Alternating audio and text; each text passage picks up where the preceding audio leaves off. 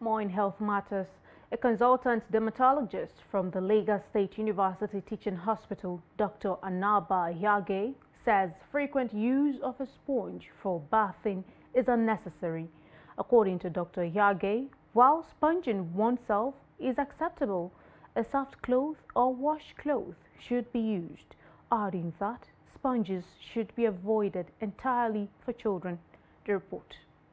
According to Dr. Ehiaghe, bathing with a sponge isn't inherently harmful, but frequent use, especially with harsh sponges, can be problematic. While sponges come in various types and colors, exfoliating the skin through sponge use is not essential but is popular because it is a practice often passed down through generations. Most people use sponge simply because we have all grown up using sponge.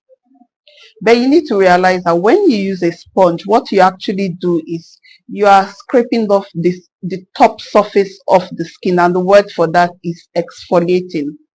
And now you actually need that surface to protect the human skin, because that surface does not allow bacteria or other things to penetrate the skin. So when you keep scrubbing, you actually scrub up that your protective layer. That's one.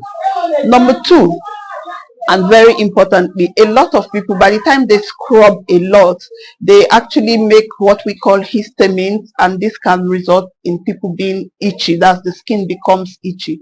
So really, sponging you don't need. When we have a bath, all we want to do is just take off the dirt. To understand the prevalence of sponge use, we spoke to Lagos residents about their bathing habits and those of their children.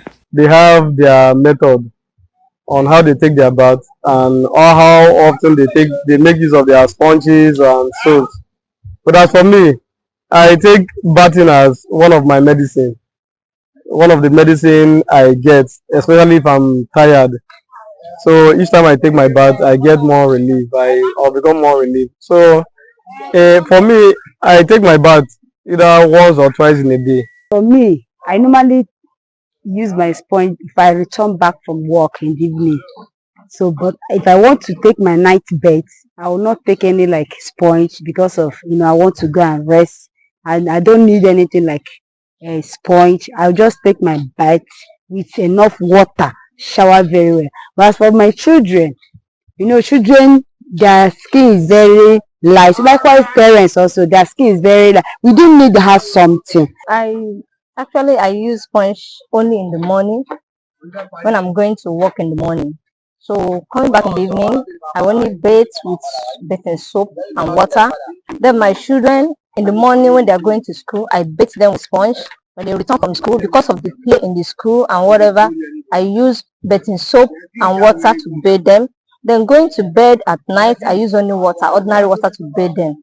Dr. Anaba strongly advised parents, particularly mothers, to refrain from using sponges on their children. Instead, she recommends bathing them with plenty of water and soap while gently rubbing their bodies with their hands. Applies to everybody, all ages, especially children.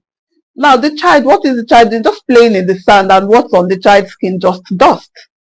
Soap and water, we get that out. There's no point, there's no need to use a hard sponge on a child's skin, and that skin is so tender.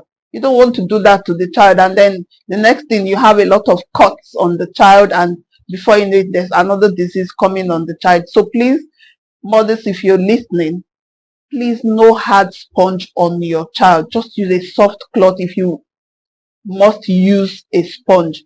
The medical consultant and dermatologist advised that if a sponge must be used, a soft cloth or washcloth is preferable, adding that hands are perfectly capable of effectively cleaning our bodies.